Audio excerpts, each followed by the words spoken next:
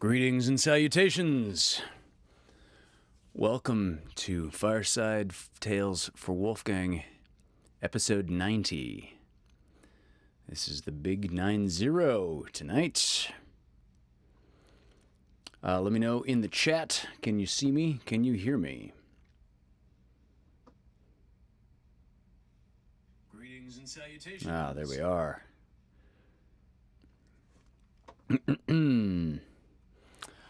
Let's take a quick glance through the chat and see who's here first. Angelica Bolschweiler, hello. Dari? Darling Christina. Nick Davila.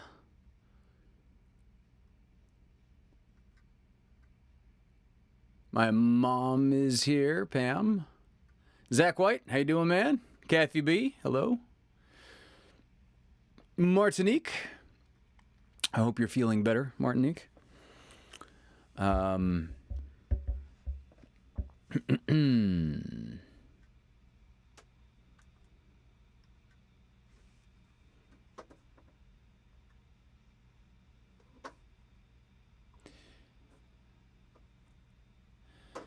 Yeah, Pop. I see. Mom is a little worried that it's this late and I hadn't started.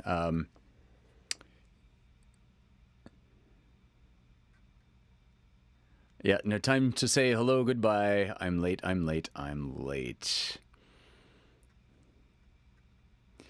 All right, so Arlington, Texas. Oh, cool. Thank you, Zach. Arlington, isn't that where Hank Hill lived? I think it was. I'm pretty sure if you're in need of propane and propane accessories, you would find Hank in Arlington.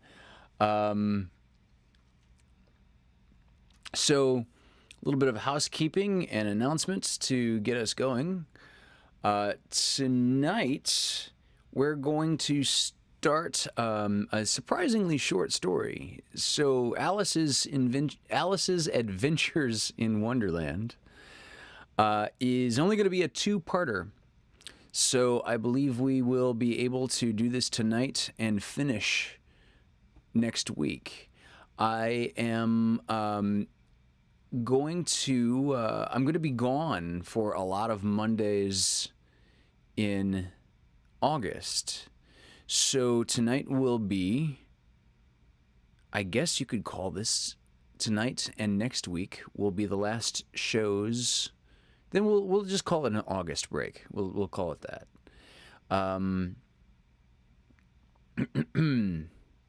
I am feeling extremely fortunate. The audiobook that I have been working so diligently on is due to be finished in a slightly under 2 weeks from now, about a week and a half. But that has already led to the next audiobook from the same author. So there's no contracts in place yet, but she has asked if I would be willing to do a second book, and I'm like, yeah, this is great. And then we've got other audio things in the works concurrently. Also, I don't want to make too big a deal out of it, but I would be remiss if I did not announce that this is another end of season type of thing, which is that this Saturday will be the 1 year anniversary of Wolfgang passing. And so seemed pertinent to tie things up together like that. Okay. I think I'll do a little bit of poetry from a poet that we have heard from previously.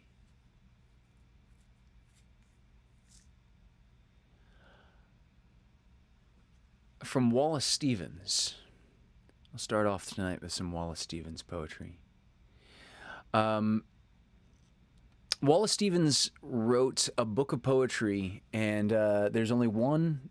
He wrote multiple books, but there's one book of poetry that he wrote that is in public domain, and it's called Harmonium. It was published in 1923. Most of Harmonium's poems were published between 1914 and 1923 in various magazines, and then published as a collection in 1923. Harmonium exemplifies Stevens' extraordinary vocabulary, his sense of imagery, his ability to both lampoon and philosophize. Any poems that we read this evening are from that book. So,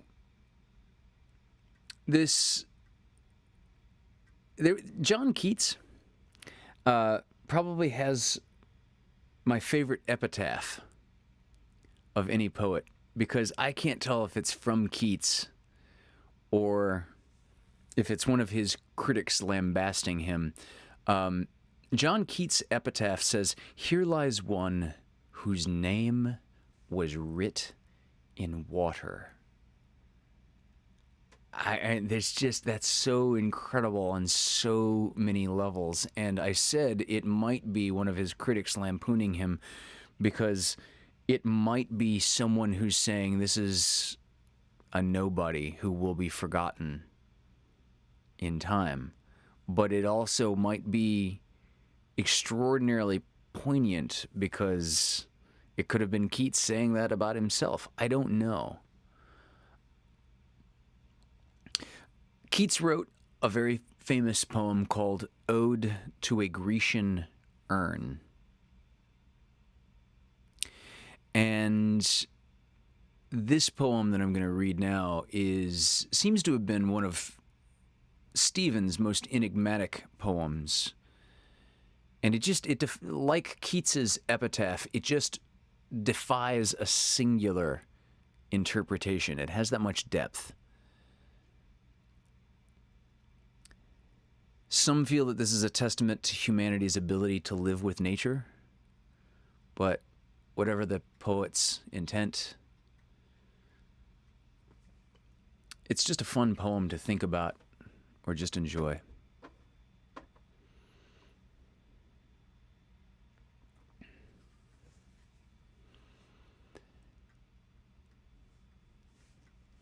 So this poem is called Anecdote of the Jar by Wallace Stevens. I placed a jar in Tennessee, and round it was upon a hill. It made the slovenly wilderness surround that hill.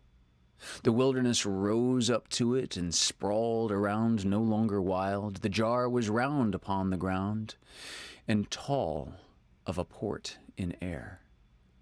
It took dominion everywhere. The jar was gray and bare.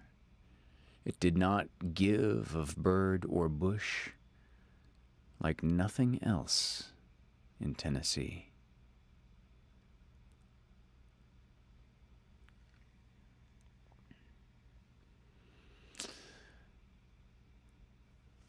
All right, here is a poem from the same book of Wallace Stevens. This is called The Load of Sugarcane.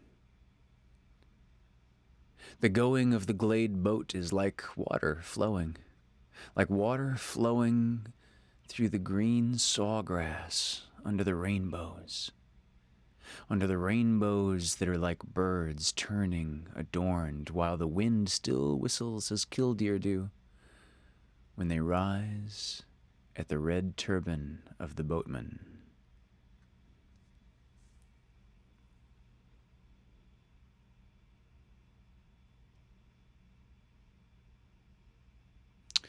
When Marion Moore reviewed Wallace Stevens' book Harmonium, she picked out this poem the load of sugarcane for praise because this poem achieves its splendor cumulatively.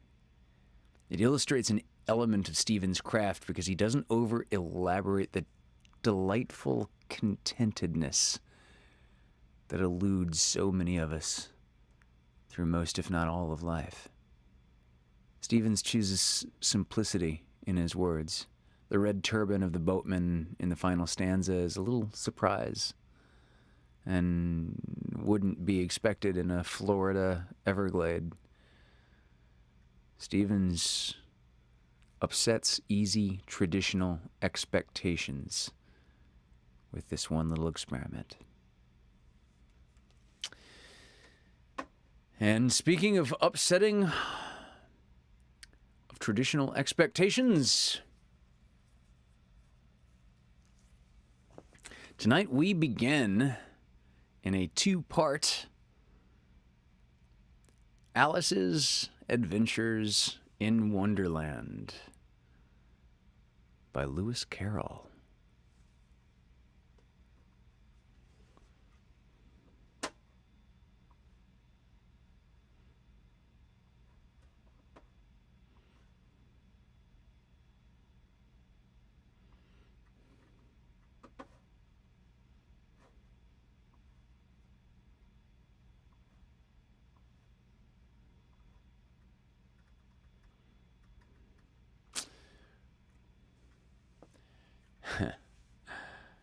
All right. Alice's Adventures in Wonderland. Copyright 1916 by Samuel Gabriel, Sons and Company, New York.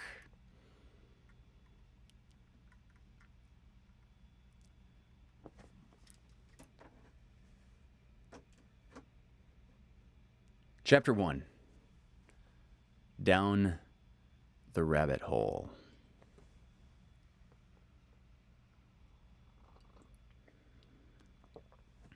Alice was beginning to get very tired of sitting by her sister on the bank and of having nothing to do.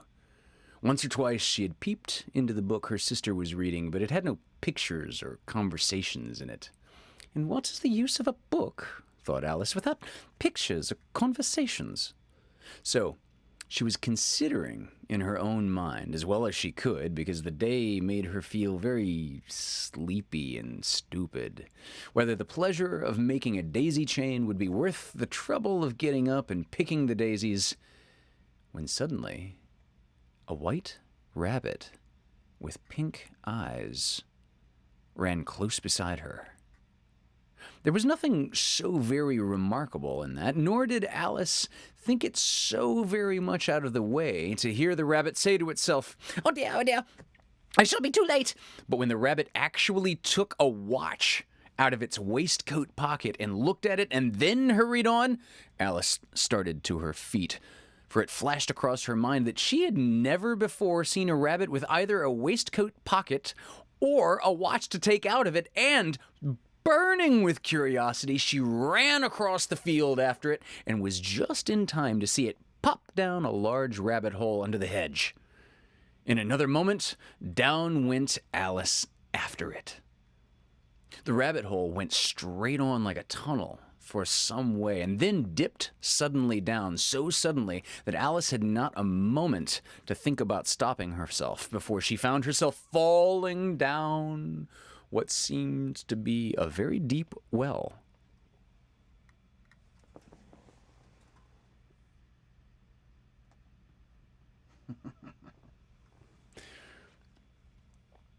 Either the well was very deep, or she fell very slowly, for she had plenty of time as she went down to look about her. First, she tried to make out what she was coming to, but it was too dark to see anything. Then she looked at the sides of the well and noticed that they were filled with cupboards and bookshelves. Here and there she saw maps and pictures hung upon pegs. She took down a jar from one of the shelves as she passed. It was labeled Orange Marmalade, but to her great disappointment it was empty. She did not like to drop the jar, so she managed to put it onto one of the cupboards as she fell past it. Down, down, down Would the fall never come to an end? There was nothing else to do, so Alice soon began talking to herself. Dinah would miss me very much tonight, I should think. Dinah was her cat. I hope they'll remember her saucer of milk at tea time. Dinah, my dear, I wish you were down here with me. Alice felt that she was dozing off when suddenly, thump, thump, down she came upon a heap of sticks and dry leaves, and the fall was over. Alice was not a bit hurt, and she jumped up in a moment. She looked up, but it was all dark overhead. Before her was another long passage, and the White Rabbit was still in sight, hurrying down it. There was not a moment to be lost. Away went Alice like the wind, and was just in time to hear it say as it turned a little corner, "Oh, my ears and whiskers, how late it's getting!" She was close behind it when she turned the corner, but the rabbit was no longer to be seen. She found herself in a long, low hall, which was lit up by a row of lamps hanging from the roof. There were doors all around the hall, but they were all locked. And when Alice had been all the way down one side and up the other, trying every door, she walked sadly down the middle, wondering how she was ever to get out again. Suddenly, she came upon a little table, all made of solid glass. There was nothing on it but a tiny golden key. And Alice's first idea was that this might belong to one of the doors of the hall, but, alas, either the locks were too large or the key was too small, but at any rate, it would not open any of them. However, on the second time round, she came upon a low curtain she had not noticed before, and behind it was a little door about 15 inches high. She tried the little golden key in the lock, and to her great delight, it fit. Alice opened the door and found that it led to a small passage not much larger than a rat hole. She knelt down and looked along the passage into the loveliest garden you ever saw. How she longed to get out of that dark hall and wander about among those flower beds of bright flowers and those cool fountains, but she could not even get her head through the doorway. "Oh," said Alice, "how I wish I could shut up like a telescope. I think I could if I only knew how to begin." Alice went back to the table, half hoping she might find another key on it, or at any rate a book of rules for shutting people up like telescopes. This time, she found a little bottle on it, which was certainly not here before, said Alice. And tied round the neck of the bottle was a paper label with the words, "Drink me," beautifully printed on it in large letters. "No, I'll look at it first," she said, "and see whether it's marked poison or not." For she had never forgotten that if you drink from a bottle marked poison, it is almost certain to disagree with you sooner or later. However, this bottle was not marked poison. So, Alice ventured to taste it, and finding it very nice, it had a sort of mixed flavor of cherry tart, custard, pineapple, roast turkey, toffee, and hot buttered toast. She very soon finished it off. "What a curious feeling," said Alice. "I must be shutting up like a telescope." And so it was indeed. She was now only 10 inches high, and her face brightened up at the thought that she was now the right size for going through the little door into that lovely garden. After a while, finding that nothing more happened, she decided on going into the garden at once, but, alas for poor Alice, when she got to the door, she found that she had forgotten the little golden key. And when she went back to the table for it, she found she could not possibly reach it. She could see it quite plainly through the glass, and she tried her best to climb up one of the legs of the table, but it was too slippery. And when she had herself tired out with trying, the poor little thing sat down and cried.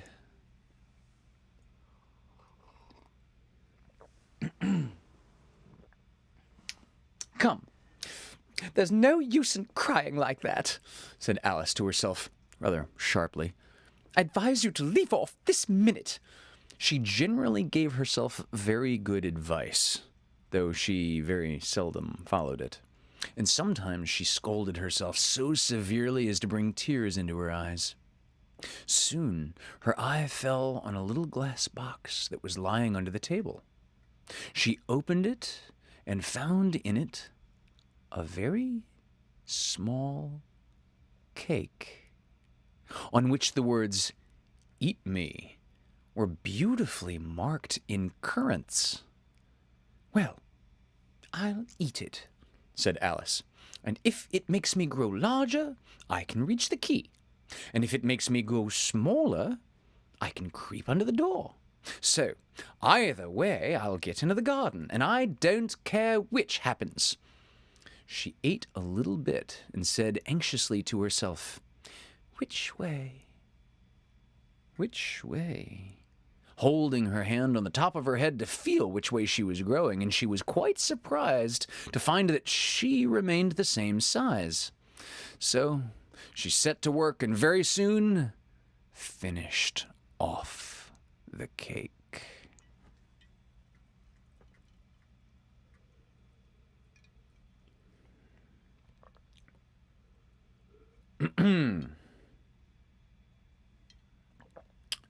Pause for my own drink me.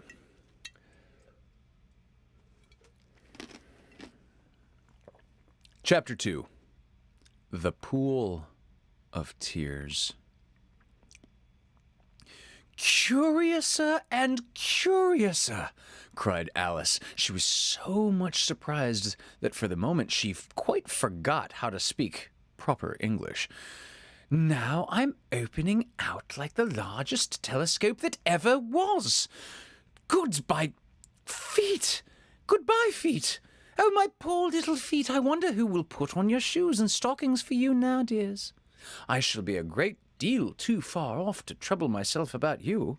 Just at this moment, her head struck against the roof of the hall. In fact, she was now rather more than 9 feet high, and she at once took up the little golden key and hurried off to the garden door. Poor Alice. It was as much as she could do lying down on one side to look through into the garden with one eye, but to get through was more hopeless than ever. She sat down and began to cry again. She went on shedding gallons of tears until there was a large pool all around her and reaching half down the hall. After a time, she heard a little pattering of feet in the distance, and she hastily dried her tears to see what was coming. It was the White Rabbit returning, splendidly dressed with a pair of white kid gloves in one hand and a large fan in the other.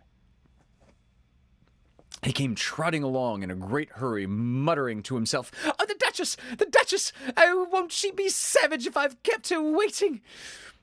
When the rabbit came near her, Alice began in a low, timid voice, "If you please, sir." The rabbit started violently, dropped the white kid gloves and the fan, and scurried away into the darkness as hard as he could go. Alice took up the fan and gloves, and she kept fanning herself all the time she went on talking. "Dear, dear, how queer everything is today. And yesterday, things went on just as usual. Was I the same when I got up this morning? But if I'm not the same, the next question is, who in the world am I? Ah, that's the great puzzle." As she said this, She looked down at her hands and was surprised to see that she had put on one of the rabbit's little white gloves while she was talking. "How can I have done that?" she thought. "I must be growing small again." She got up and went to the table to measure herself by it and found that she was now about 2 feet high and was going on shrinking rapidly. She soon found out that the cause of this was the fan she was holding, and she dropped it hastily, just in time to save herself from shrinking away altogether. "That was a narrow escape," said Alice, a good deal frightened at all the sudden change, but very glad to find herself still in existence. "And now for the garden." And she ran with all speed back to the little door, but, alas, the little door was shut again, and the little golden key was lying on the glass table as before. "Things are worse than ever," thought the poor child, "for I never was so small as before, never." As she said these words, her foot slipped, and in another moment, splash! She was up to her chin in salt water. Her first idea was that she had somehow fallen into the sea. However, she soon made out that she was in a pool of tears, which she had wept when she was 9 feet high. Just then she heard something splashing about in the pool a little way off, and she swam nearer to see what it was. She soon made out that it was only a mouse that had slipped in like herself. "Would it be of any use now," thought Alice, "to speak to this mouse? Everything is so out of the way down here that I should think very likely it can talk. At any rate, there's no harm in trying." So she began, "Oh, mouse, do you know the way out of this pool? I'm very tired of swimming about here. A mouse?" The mouse looked at her rather inquisitively and seemed to her to wink with one of its little eyes, but it said nothing. "Perhaps it doesn't understand English," thought Alice. "I dare say it's a French mouse, come over with William the Conqueror." And so she began again. "Oui, monsieur." "Where's my cat?" Which was the first sentence in her French lesson book. The mouse gave a sudden leap out of the water and seemed to quiver all over with fright. "Ah! I beg your pardon," cried Alice hastily, afraid that she had hurt the poor animal's feelings. "I quite forgot you don't like cats." "No, not like cats," cried the mouse in a shrill, passionate voice. "Would you like cats if you were me?" "Well, perhaps not," said Alice in a soothing tone. "Don't be angry about it. And yet, I wish I could show you our cat Dinah. I think you'd take a fancy to cats if you could only see her. She's such a dear, quiet thing." The mouse was bristling all over, and she felt certain it must be really offended. "We won't talk about her any more if you'd rather not." "We indeed!"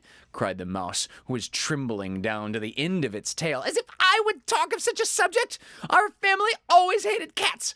Nasty, low, vulgar things! Don't let me hear the name again!" "I won't indeed," said Alice, in a great hurry to change the subject of the conversation. Are you fond of dogs?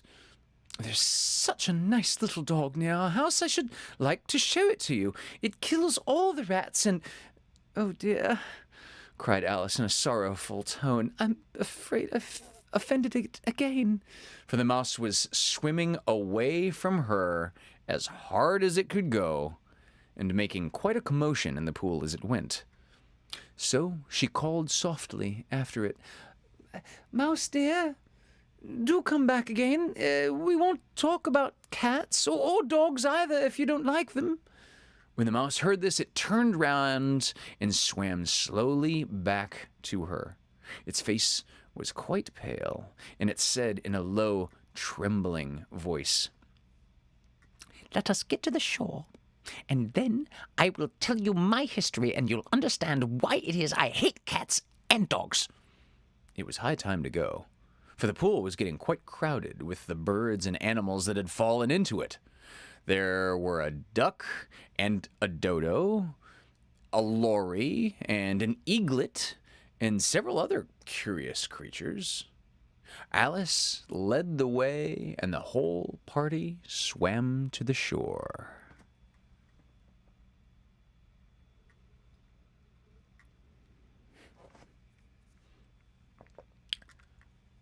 Chapter 3.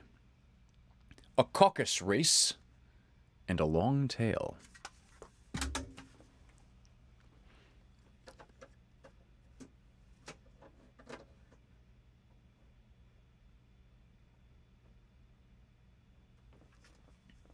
They were indeed a queer-looking party that assembled on the bank. The birds with draggling feathers, the animals with their fur clinging close to them, and all dripping wet, cross, and uncomfortable. The first question, of course, was how to get dry again. They had a consultation about this, and after a few minutes, it seemed quite natural to Alice to find herself talking familiarly with them, as if she had known them all her life.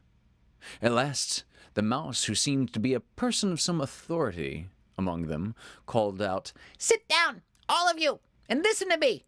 I'll soon make you dry enough." They all sat down at once in a large ring with the mouse in the middle. "Ahem," said the mouse with an important air. "Are all of you ready? This is the driest thing I know. Silence all round, if you please." William the Conqueror, whose cause was favored by the Pope, was soon submitted to by the English, who wanted leaders, and had been of late much accustomed to usurpation and conquest. Edwin and Morcar, the Earls of Mercia, and Northumbria, said the lory with a shiver. And even Stigand, the patriotic Archbishop of Canterbury, found it advisable. Found what? Said the duck. Found it, replied the mouse rather crossly. Of course, you know what it means. I know what it means well enough when I find the thing, said the duck. It's generally a frog or a worm.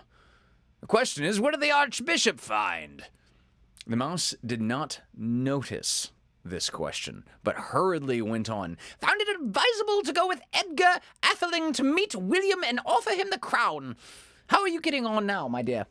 It turned, looking to Alice as it spoke. As wet as ever, said Alice in a melancholy tone. It doesn't seem to dry me at all.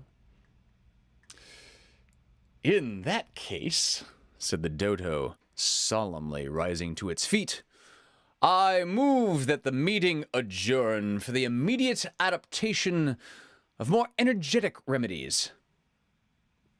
Speak English, said the eaglet. I don't know the meaning of half those long words, and what's more, I don't believe you do either. That's what I was going to say, said the dodo in an offended tone, is that the best thing to get us dry would be a caucus race. Oh, what is a caucus race? Why, said the dodo, the best way to explain it is to do it. First it marked out a racecourse in a sort of circle, and then all the party were placed along the course here and there. There was no 1, 2, 3 and away, but they began running when they liked and left off when they liked, so that it was not easy to know when the race was over. However, when they had been running half an hour or so and were quite dry again, the dodo suddenly called out, "The race is over!" And they all crowded round it, panting and asking, "But who has won?" The question the dodo could not answer without a great deal of thought. So, at last it said, "Everybody has won, and all must have prizes." "But who is to give the prizes?" Quite a chorus of voices asked. Why, she, of course, said the dodo, pointing to Alice with one finger, and the whole party at once crowded round her, calling out in a confused way, "Prizes! Prizes!" Alice had no idea what to do, and in despair, she put her hand into her pocket and pulled out a box of comfits, which is a candy, which is like a sugar-coated nut or maybe a seed. Luckily, the salt water had not gotten into her pocket somehow, and she handed them all around as prizes. They were exactly one apiece all around. The next thing was to eat the comfits. This caused some noise and confusion as the large birds complained that they could not taste theirs, and the small ones choked and had to be patted on the back. However, it was over at last, and they sat down again in a ring and begged the mouse to tell them something more. "You promised to tell me your history, you know," said Alice, "and why it is you hate C and D," she added in a whisper, half afraid that it would be offended again. "Mine is a long and sad tale," said the mouse, turning to Alice and sighing. It is a long tale, certainly," said Alice, looking down with wonder at the mouse's tail. "But why do you call it sad?" And she kept on puzzling about it while the mouse was speaking, so that her idea of the tale was something like this.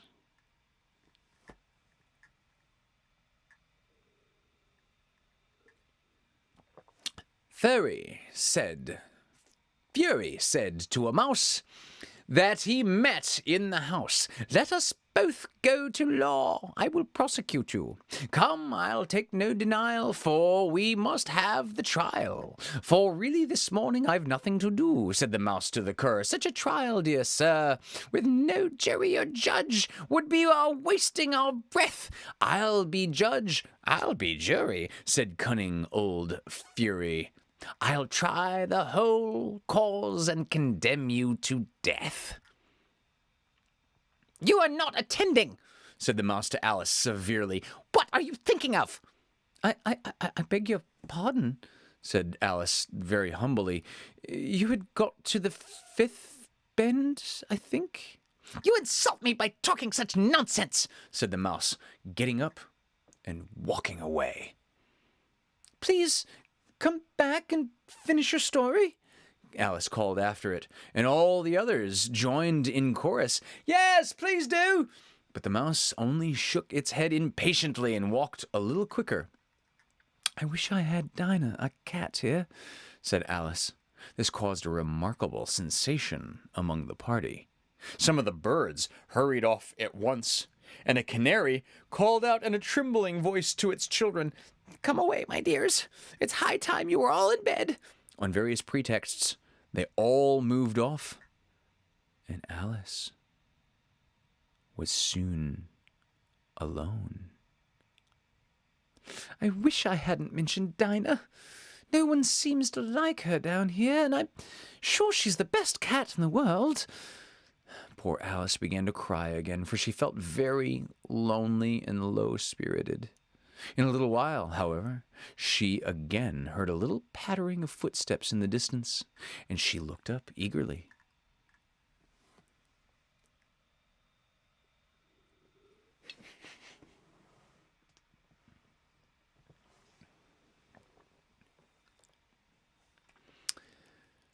Chapter 4.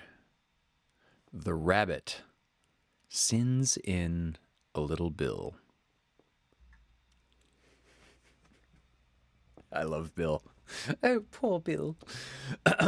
It was the White Rabbit, trotting slowly back again and looking anxiously about as it went, as if it had lost something. Alice heard it muttering to itself, The Duchess! Oh, my dear paws! Oh, my fur and whiskers! She'll get me executed as sure as ferrets are ferrets! Where can I have dropped them, I wonder?" Alice guessed in a moment that it was looking for the fan and the pair of white kid gloves, and she very good-naturedly began hunting about for them, but they were nowhere to be seen. Everything seems to have changed since her swim in the pool, and the great hall with the glass table and the little door had vanished completely. Very soon, the rabbit noticed Alice and called to her in an angry tone. "Why, Marianne, what are you doing down here? Run home this moment and fetch me a pair of gloves and a fan. Quick now!" "He took me for his housemaid," said Alice as she ran off. "How surprised he'll be when he finds out who I am." As she said this, she came upon a neat little house, on the door of which was a bright brass plate with the name W. Rabbit engraved upon it. She went in without knocking and hurried upstairs in great fear lest she should meet the real Marianne and be turned out of the house before she had found the fan and the gloves. By this time, Alice had found her way into a tidy little room with a table in the window, and on it a fan and 2 or 3 pairs of tiny white kid gloves. She took up the fan and a pair of the gloves and was just going to leave the room when her eyes fell upon a little bottle that stood near the looking-glass. She uncorked it and put it to her lips, saying to herself, "I do hope it'll make me grow large again, for really I'm quite tired of being such a tiny little thing."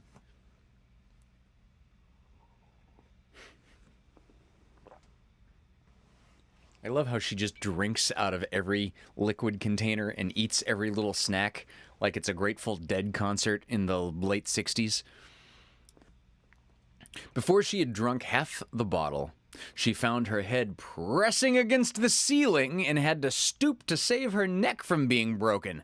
She hastily put down the bottle, remarking, "That's quite enough. I hope I shan't grow any more."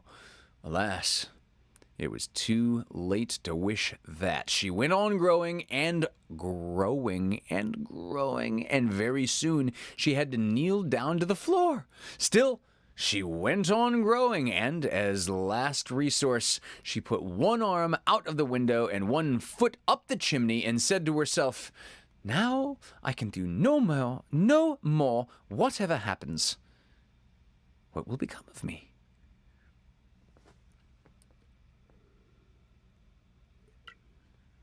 Luckily for Alice, the little magic bottle had now had its full effect, and she grew no larger.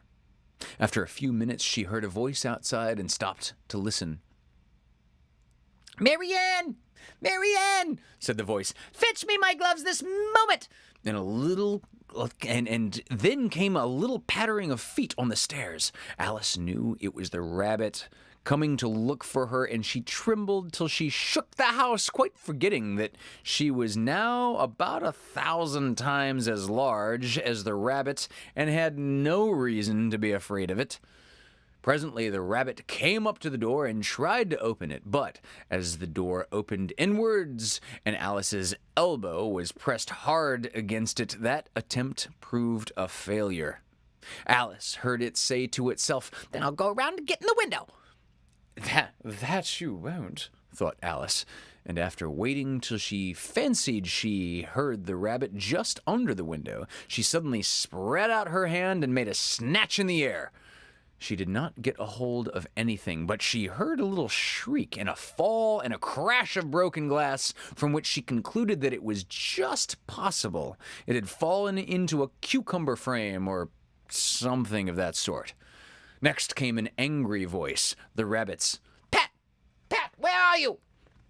And then a voice she had never heard before. "Sure then. I'm here, digging for apples, Your Honor."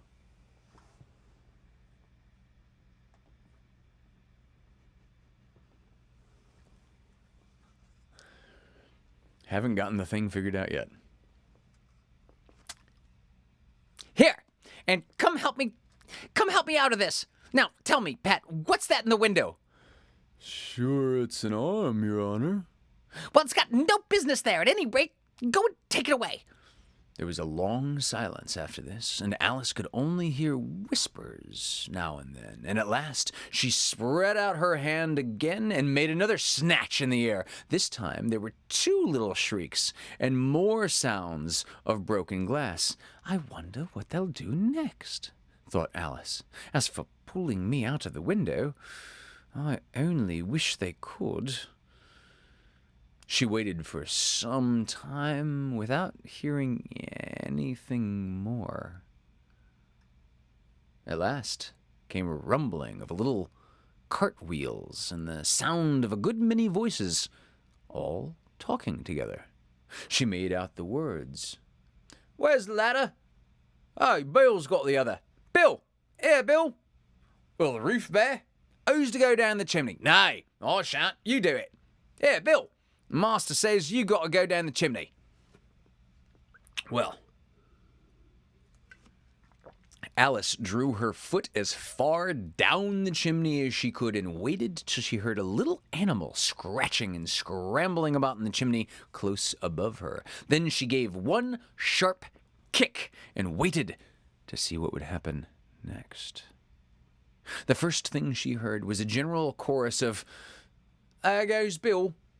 Then the rabbit's voice alone, "Catch him! You by the hedge!" Then silence, and then another confusion of voices. Hold up his head. Brandy now. Don't choke him. What happened to you? Last came a little feeble squeaking voice. Well, I hardly know. No more, thank you. I'm all better now. All I know is something comes at me like a jack-in-the-box, and I goes up in the sky like a rocket. After a minute or 2 of silence, they began moving about again, and Alice heard the rabbit say, "A barrowful will do, to begin with." "Barrow full of what?" thought Alice. But she had not long to doubt, for the next moment a shower of little pebbles came rattling in at the window, and some of them hit her in the face. Alice noticed with some surprise that the pebbles were all turning into little cakes as they lay on the floor, and a bright idea came to her head. "If I eat one of these cakes," she thought, "it is sure to bring about Jerry Garcia and make some change in my size." So she swallowed one of the cakes and was delighted to find that she began shrinking directly. As soon as she was small enough to get through the door, she ran out of the house and found quite a crowd of little animals and birds waiting outside.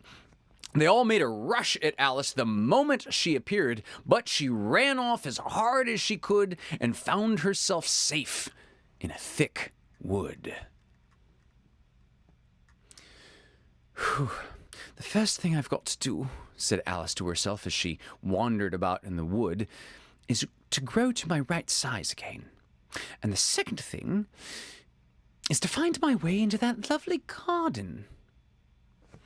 I suppose I ought to eat or drink something or other, but the great question is what?" Yeah, there she goes again.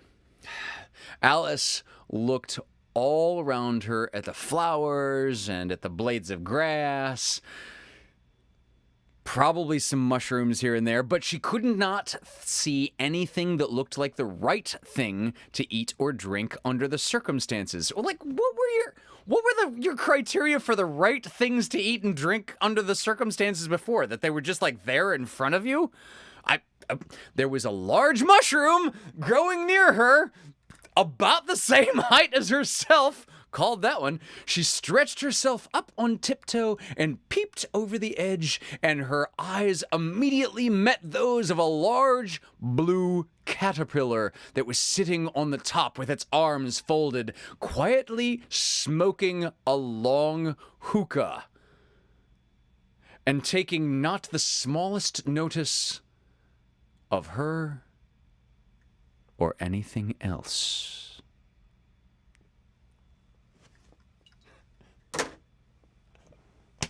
Because of course the caterpillar was smoking a hookah. All right, that is... So this concludes the end of part 1. For those of you just joining us, the housekeeping news and announcements, are 2.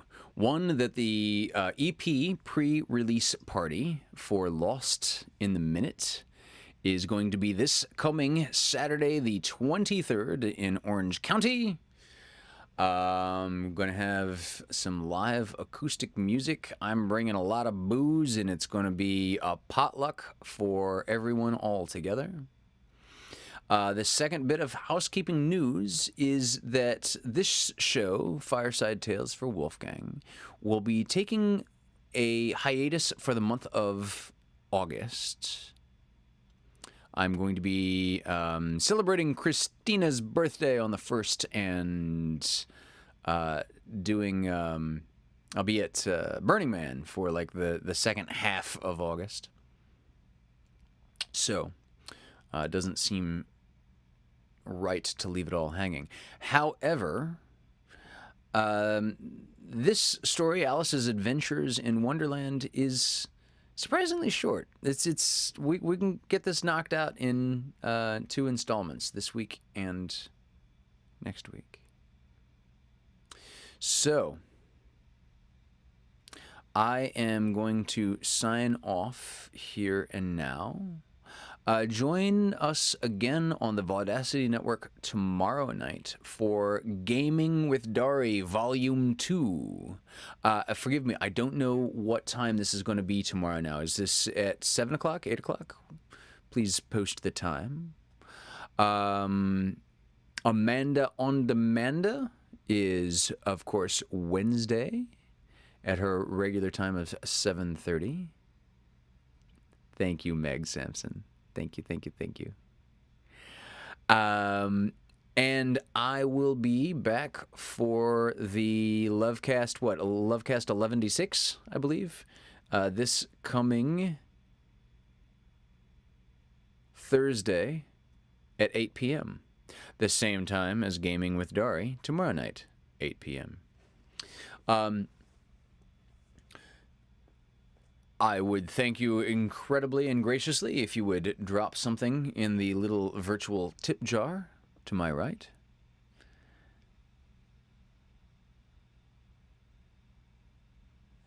And, yes, Barbara and Steve, it was lovely to see and meet you both very recently for dinner. Thank you so much for the charming company and conversation. And we shall cut it off there. I hope to see as many of you as possible in person for the EP pre-release party this Saturday, July 23rd in Orange County. There is, of course, a link floating around Facebook with all the details. If you need that link, private message myself or virtually anyone else in the chat. And we will make sure that you have those details so that you can join us. Thank you very much for tuning in. On a personal note,